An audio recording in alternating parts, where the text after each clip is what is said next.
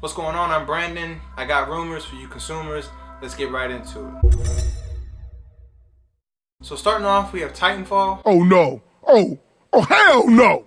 Teaser trailers coming out, not much in it. We all know this version is going to be cross-platform, so there will be PlayStation, there will be Xbox versions, but will there be PlayStation versus Xbox? That's the real question, but that's a whole nother topic. You see a Titan in the distance, and as the camera pans in and gets closer to him, you see this sword come out. Pretty cool. I can't wait to play it. Titanfall, the original one that came out, that debuted with the Xbox One, which was an Xbox One exclusive, was it's hard to say it's a solid game. It had potential to be a very good game. It was very interesting from the beginning, but it was plagued with a lot of the issues that today's games have, which is the fact that it was a half game released at full retail. People were upset.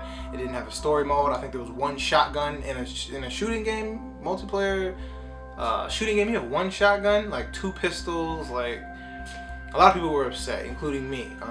Again, the game had very solid foundation, especially for being an EA game. It put wall running on the map, I can never say that word. It put parkour on the map. It was definitely something that we hadn't seen before, and Call of Duty did it, and they took it to a whole nother level a couple years later, but that's neither here nor there. They had an opportunity. I feel like they wasted it, but they're back, and they said that in an article I read a while ago that this is going to be a full-featured game, so we're not going to get that 0.5 version of a game. Even the DLC for that game was disappointing. It had a lot of potential. A lot of people were also upset by the fact that it wasn't really 12 on 12. I think it was the 6 on 6 or something like that, and it had a lot of AI in it. A lot of games are starting to do that nowadays, but again, usually being the first one to do something, you kind of get, the bad end of the stick. Anyway, Titanfall, June 12th. Is when we're going to get a full trailer. You guys waiting for this? Were you disappointed about the last game? Are you excited about this game? And would you want to play the game with VR? I think that'd be really interesting. June 12th, VR starting to roll out right now. There's plenty of time for them to have, between now and then, try to implement something like that into the game. Lord knows when the game comes out, that's not the final version of the game, so it could be 6 months of updates.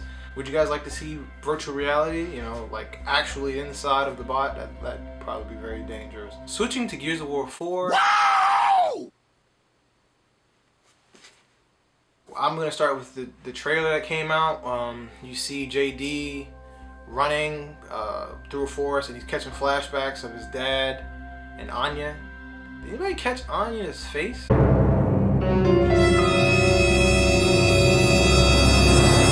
I don't know what's going on there, but she looks like she's been going through some tough times. It's supposed to be a time of peace. I guess she, since she's not coming through holograms anymore, she's rocking the natural look, which is nothing wrong with that. But it was definitely noticeable. Maybe they have somebody else playing her or something, I don't know, but there was something going on there. So the first real trailer that we get for Gears of War 4 is actually on the website, on the face of the website, link is in the description. It definitely captures a moment for him that you feel like he's having. I think he runs past the tree that his father planted, that he was around while his father planted. He runs through that and everything like that. So you definitely see he's definitely having his own story. Like, this is something that is going to be him specifically. Who knows where Marcus is at this point in time? One could only guess that he's dead. In a time like this, people don't usually survive in Gears. Like, they die. People die in Gears. So, Marcus is probably dead. They do erect a statue of Marcus. I do feel like the trailer does fall short. It's interesting, but it's hard to compete with the trailer for Gears of War, the original Gears of War, because it literally set the tone for all of the games. The pain, the mystique. It was just an amazing trailer. So it's kind of unfair to compare the two together. However, you kind of got to compare them together. One was Marcus, and where hopefully we get a trilogy with JD and his father, with JD and his friends, if the games are good. Marcus, just in that trailer, Marcus's presence is missed, for me anyway.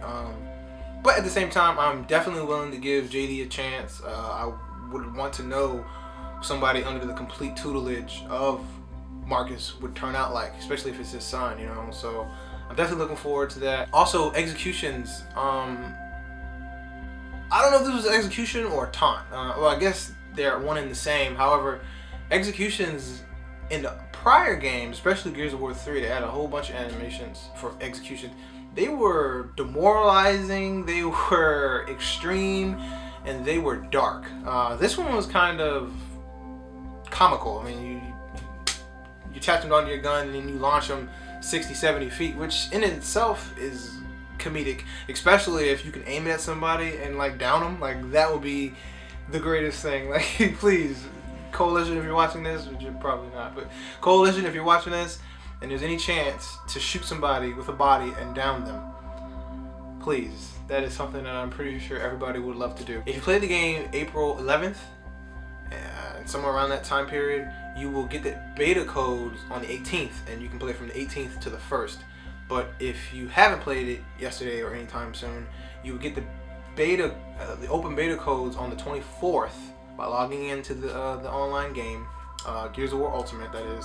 Log in, and you will get the beta codes for that on the 24th, and you will be able to play it from the 25th to the 1st, which is a nice chunk of time. Either way, if you can get the open beta or if you're in the closed beta, you will be able to play the beta in all of its glory come April 25th. They also added a new weapon. I believe it's called the Dropshot. All the links to everything I'm talking about and describing is in the description box, of course. But it's if I'm guessing if you shoot somebody, they didn't really show the animation of the gunshot going off, but if you shoot somebody, it looks like a rocket drops down, kind of like the Hammer of Dawn, how, you know, it's a targeting system that lands on top of you, and the head blows up, and it looks like the rocket barrels into your body and then just blows up, and the guy does a little Harlem shake. It's hilarious. I thought it was cool. I can't wait to play that. Like I said in my other video, Gears of War franchise has always brought us unique weapons, you know, such as the Digger, you know, Hammer of Dawn. These are all weapons that are very distinct and very entertaining to use. So the boom shot, not to, you know, can't forget the boom shot. It is taking place 25 years after the fact of the war that ended, so we might not be getting Coltrane. Hardly seems fair, huh? Very unfortunate, but you know, they have to make room for, you know, new characters and, you know, new people for us to love. Appreciate you guys watching this video. Do me a favor, hit that like button in the face. Share this with anybody that wants to know Gears news, and I'll catch you guys in the next one. Peace. Hey, where you going?